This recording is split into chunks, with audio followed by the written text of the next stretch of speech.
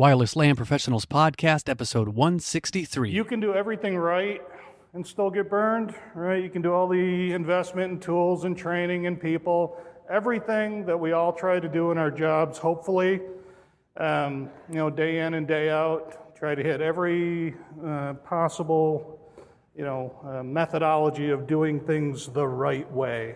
That's what we all strive to do. But even after you've done everything right, this may be the result, right? Wireless LAN Professionals is a place to educate, inform, encourage, and entertain those involved in wireless LANs. This Wireless LAN Professionals podcast is an audio manifestation of these goals. Our host is a wireless LAN veteran, consultant, designer, and teacher, Keith Parsons. And now, the podcast for wireless LAN professionals by wireless LAN professionals. We've been having a section talking about various resources that we have in the WM Pros notebook. On this one, I'm just going to add a couple of the things that I carry with me, not in the notebook, and maybe we'll be adding them in a future notebook. This one is an iPerf3 user documentation. Yeah, I can always go in and hit a man page or put a / mark to find out what the different command lines options are, but they're not really descriptive, and I kind of many times forget what's the option that I'm going to put behind some / what's the -I mean when you're doing it here. The some that are general, some are client specific, and some are server specific. And so we put together a iPerf3 user documentation laminated card, and we'll include it at both a PDF and a JPEG in the show notes along with when this is published.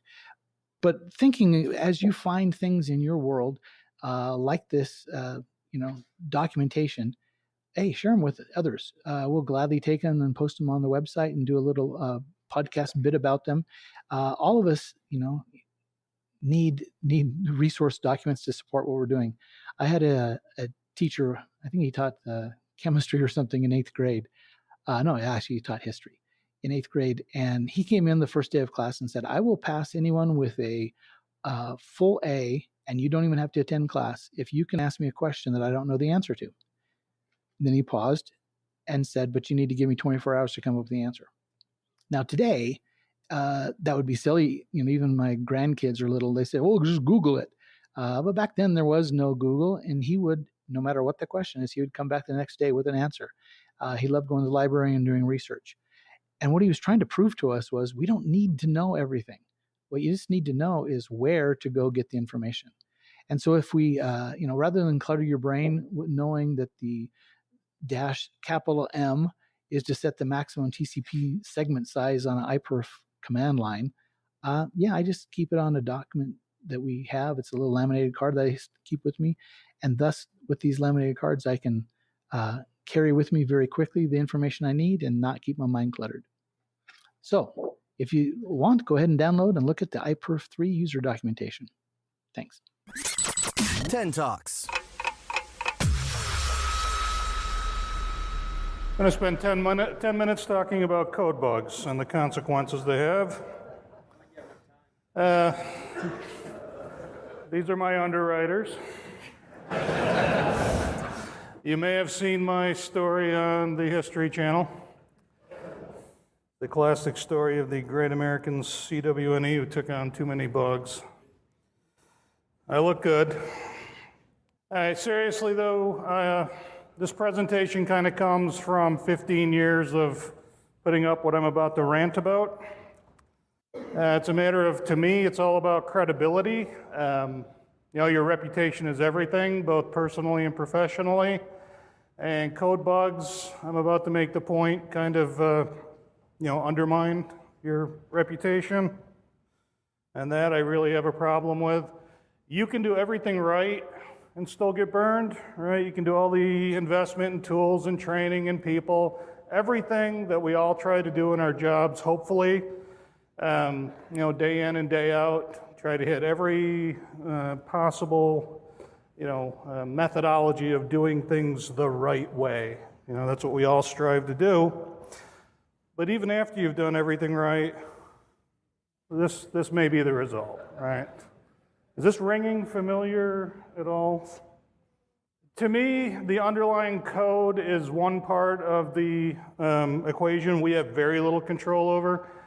I'm not just talking about controllers or NMS or APs, it's also client operating systems and drivers and such.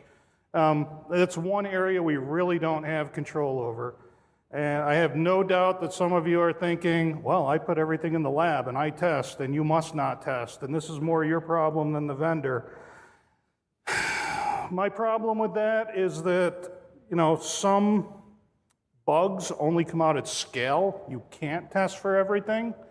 And for the money that you spend on a lot of this stuff, you shouldn't have to do the QAing for the vendor. I feel that way in my heart of hearts. There's only so much that you can do. Can I get a witness? Thank you. Some things you really can't practically test. Yes, absolutely, you want to do what you can in that regard. But some things you just can't do. You can't put 10 or 20,000 clients on a test environment, or at least I can. I certainly have no idea how I might go about doing that. I can do the obvious, and we do that before we roll out code of almost every sort, except for the clients. I certainly live in a BYOD world. I cannot dictate what the clients bring and what their code is. I can only control the infrastructure, and even there, again, I can only go so far with my testing. The red bullet is really important as wireless gets more pervasive, as networking gets more pervasive, as controllers get bigger, and more eggs end up in our baskets. When code spins out, the blast zone gets bigger, right? The stakes are getting higher. And there on the bottom of the slide, I say, why are we not supposed to trust what gets published to the support sites? I have a problem with going and seeing a bunch of things listed in the drop-down, and to me, they're all valid, but you're supposed to play roulette and pick one that hopefully works. It just isn't right. The consequences, reputational damage. Again, I kind of let off with that, and it's not just you, the wireless LAN doer. This stuff makes your boss look bad, makes your boss look bad. It makes your boss's boss look bad. The network starts getting blamed for everything. Certainly it calls your vendor's credibility into question. And depending on where you sit in your food chain and what kind of organization you are, it can really make the whole company or group look bad. And the questions that get asked at the bottom, did we pick the wrong solution? Did we pick the wrong people to run that solution? Everything starts to feel like a network problem, and everything starts to feel like it's related to that bad code. Then there's the wasted time factor. This is just a glimpse of my last year. I spent documented over 400 man hours just chasing code bugs. And then there was a bigger group working with me to try to debug some of this stuff. And then you can see the byproducts, the fallout of that. We had projects that we had to put off because we were chasing code bugs. We had to disable some features that we paid good money for because of code bugs. It certainly doesn't help the relationships with the vendors. It's really hard to become a reference account when you feel like you're living in this kind of ugly world of, what are they giving us that I have no choice but to put out? And I have experienced paranoia. I'm afraid to do anything. The devil and maybe the next round is going to be even worse. So, after all that, what is the answer? I don't know. I just wanted to come up and bitch. So thank you.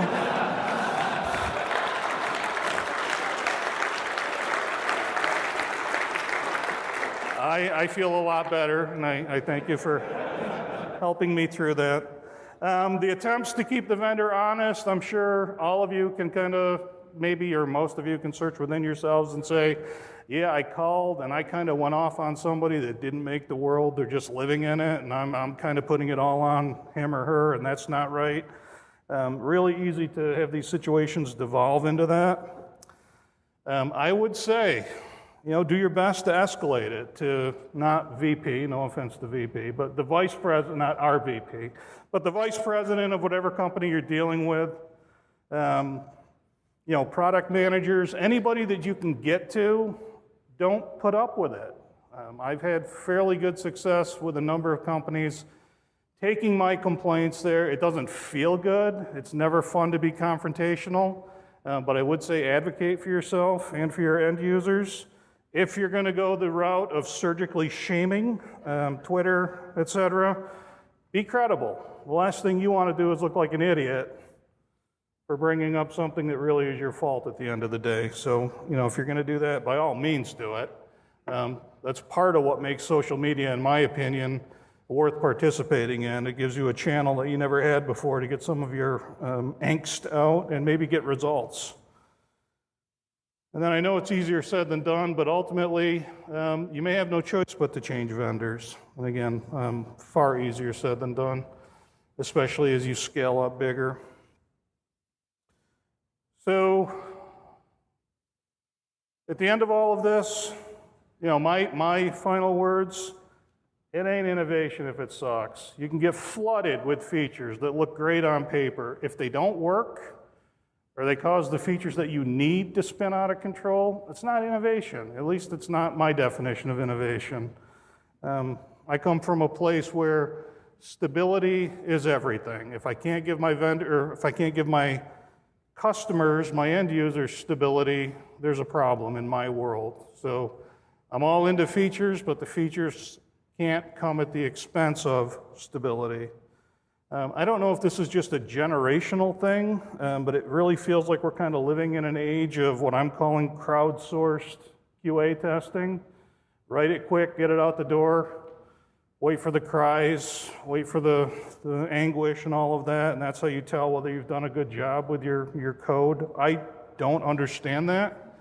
I don't think it's always been that way, but again, maybe that's just my own perspective. I think the vendors really need to do a better job with QA, and maybe I'd like to see everybody take a year off of development and fix the bugs. I mean, that's my...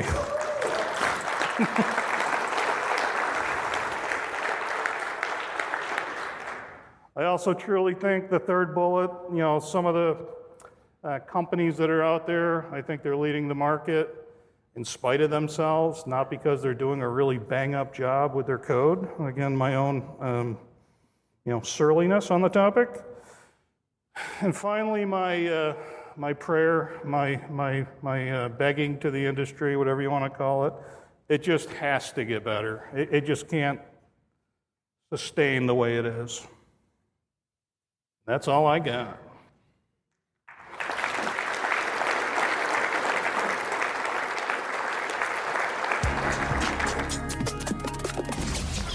Let's get to know our colleagues and friends with a shared passion for Wi-Fi. It's time to search Who Is. Mark, welcome to the show, man. Thank you for being here, sir. How are you? I'm doing fine. How are you doing today? Good. I'm doing great, in fact. So, introduce yourself for those who don't know you. Tell us a little bit about yourself, kind of what you're doing in Wi-Fi these days. Where are you? And yeah, just kind of give us the story. I am Mark Raats. I'm living in the Netherlands. I'm working there as a wireless consultant for a company called Jouwworks. I'm working there now 1.5 years, and I'm working as a contractor there.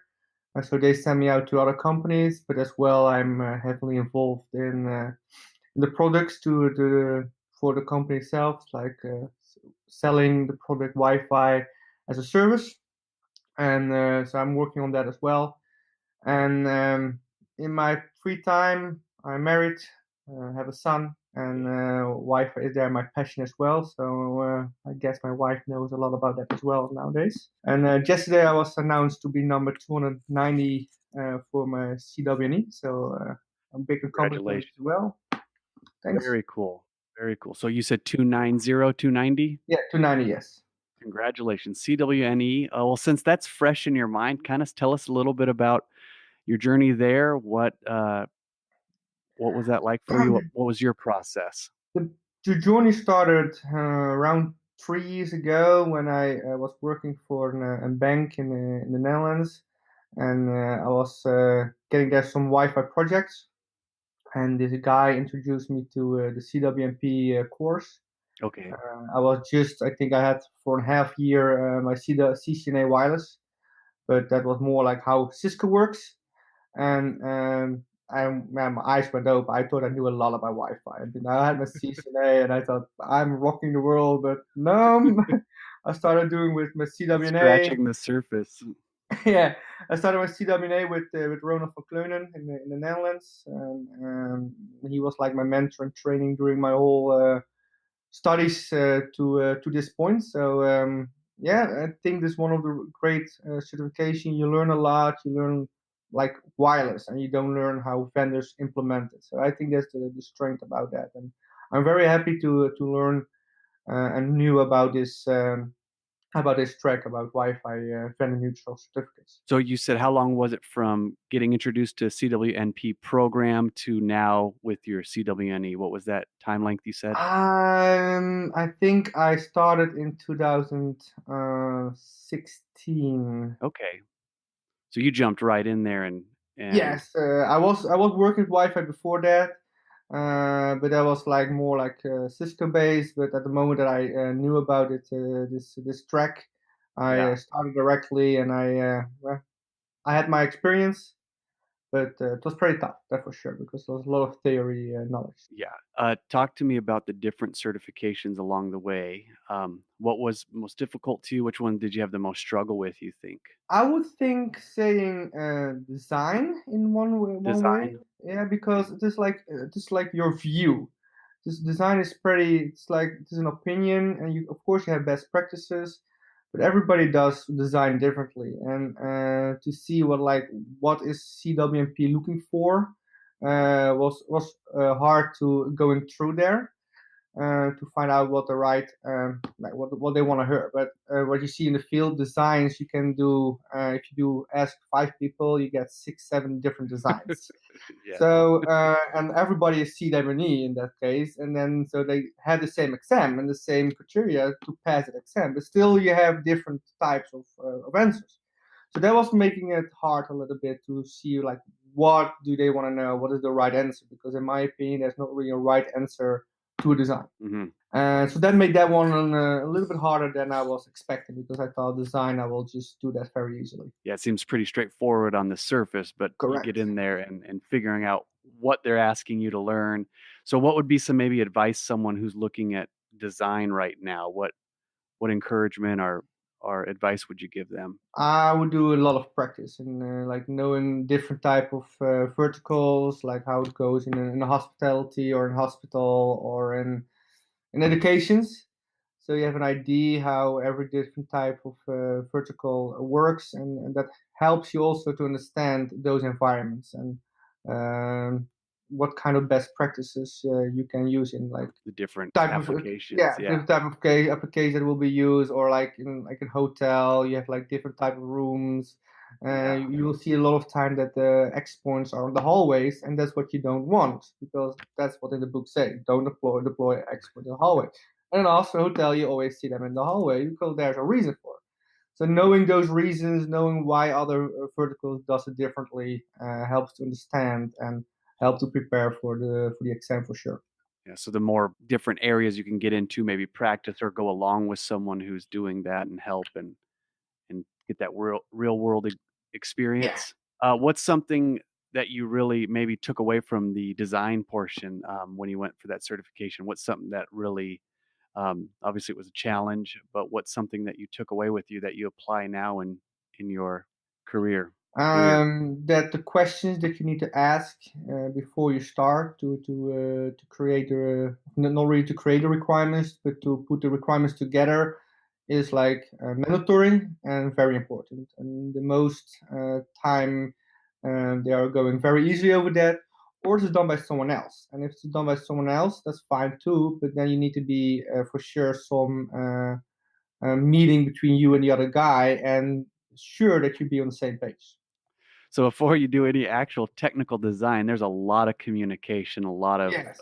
actually talking to people and understanding what their real needs are. So that seems like to be a big percentage of what Yeah. design And is. in some companies, that is done by, for example, a salesperson, Mhm. and you do not know everything to ask in the DP agreed of the questions. So they just said, yeah, we need Wi-Fi. Okay, great.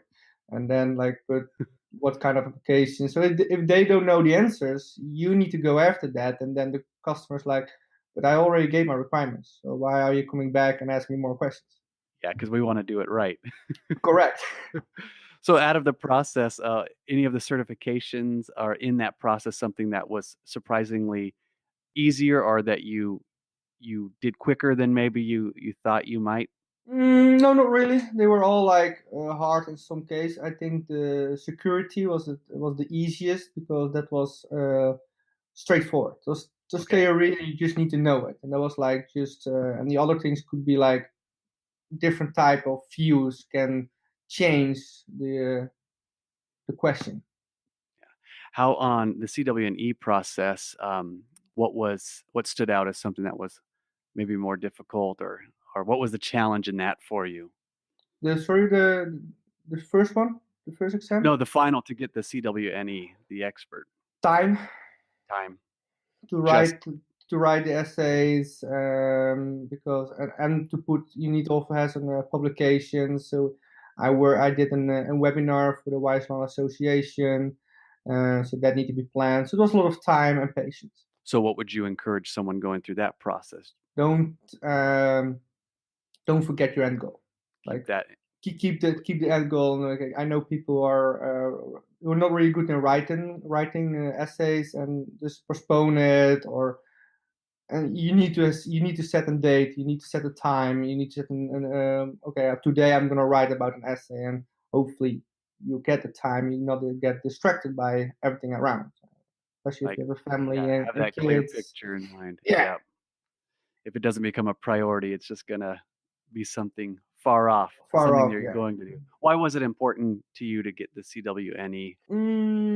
I think this helped me to be recognized for what I want. Like my Wi-Fi is for me really a passion, and this is like the ultimate goal of a Wi-Fi engineer or consultant. They see that this is the highest possible certificate that you can get, and I always strive for challenge, and that was this for sure. And it's also helping me like be a part of a small group, but also with this certificate, I can show the customers where I work for that I at least know what I'm talking about a little bit. So what's kind of next for you now? I want to now spread out to multiple vendors. I had my CCNA for Cisco, but I don't want to be Cisco minded. You have Aruba, you have Ruckus, you have multiple vendors, and I want to know at least the basics of those vendors and maybe some more as well. But at least that I know by sitting for the first time in the front of an interface from Ruckus that I know where to go to instead of first need to Google. Yeah. So just kind of broadening your Yeah, and also get more into security. Like security is a big issue of at least a big team for wireless. And nowadays, Internet of Things, everything need to be more secure, but the interface are getting easier. So also security. So I want to branch out a little bit to other areas that is close to wireless, like security and vendors. You mentioned that you are also kind of delving into the sales process with your company. What's that like? What does that involve? What's that look like for you? Communication skills, know what you're talking about, but also think on a different level. What would you say is different? More looking to like as an engineer, you're more like in the technical, like configuring things and locking yourself up in a room sometimes. Now you need to be outgoing, try to see the prospects, where can I sell things. So those things you have need an extra eye for that, Yeah. and not everybody is able to do that because like I said, they normally say you are a nerd, and nerds don't look to the outside of the world. You're in your cave doing what you love. You don't want no No, time for these people. no windows, one door in your room, Yeah. and You're Gollum in your cave. yeah. So That's great. you need to get out, and you need to talk to other people, and I like that about it. Like I started with my bachelor in programming, Okay. but after a half year, I knew like okay, I'm not, for sure not a programmer. I don't want to be 40 hours behind my screen and just typing codes. No. So you needed a little bit of that diversity. Yeah. So Cool. What's happening in the wireless LAN industry that you're excited about these days? Anything on the horizon that you're looking forward to? I'm a member of the Wireless LAN Association, and I really like what they are doing, and I'm really looking forward to build the Wireless LAN Association to a known and recognized organization that can have influence in the Wi-Fi industry. And what are some of the things that are exciting that is giving you hope with the WLA? They are working on writing the books, Okay. the suite process. I mean, I can go in dive into details, Yeah. but I don't really want to do that here. But I see that there's need for it. Like I said, people have an idea how it works, but there's not really a framework. From where do I start? Which question can I ask? How do I design a great Wi-Fi? So we are building that framework, and I think that is needed in the industry. And if we can work with different type of professionals in this organization, we can set something great, and hopefully that will be recognized. And my ultimate goal will be that will be used by people all over the world. Very cool. So, favorite piece of equipment you're using these days? What's your go-to favorite Wi-Fi tool? I love Ekahau. I don't really have the Sidekick yet. That's ordered, so Yeah. hopefully we get that very soon. So that's the equipment that I'm We'll gonna see. use a lot of use. I don't really. I mean, Ekahau is the thing that I use the most time, and I think that's really a great tool that you can do like planning, surveying. Just like you can do a lot. So I think that will be one of my favorite tools. Very cool. So, how can people connect with you or follow you if they want to learn more about what you're up to? Twitter, you can follow me on Twitter at Mark Raats Wi-Fi. I'm on Slack, email, so phone. I'm reached by many channels. All right, so let's leave with some advice, encouragement you would give to maybe someone starting out in their wireless LAN engineer career, or maybe they feel stuck or they're not quite sure where to go next. What encouragement would you give them? Ask. Like if you have problems, if you are think there's a big wall in between you and your goal, ask the people around. Wi-Fi is, in my opinion, one of the greatest community there is. Everybody's helpful. So if you have a question, reach out to the professionals in the industry, and they will put you back on track. All right, you heard it here first, people. Mark Raats, CWNE number 290. 290 says ask. Mark, appreciate your time, sir. Thank you so much for sharing with us. No problem at all. All right, appreciate it. Thank you for joining us for another episode of the Wireless LAN Professionals Podcast, the podcast for wireless LAN professionals by wireless LAN professionals. Be sure to follow us on Twitter at Wireless LAN Pros for all the latest news and updates, and also connect directly with Keith on Twitter at Keith R. Parsons. Head over to www.wlanpros.com for this episode's show notes, as well as the latest in all things Wi-Fi.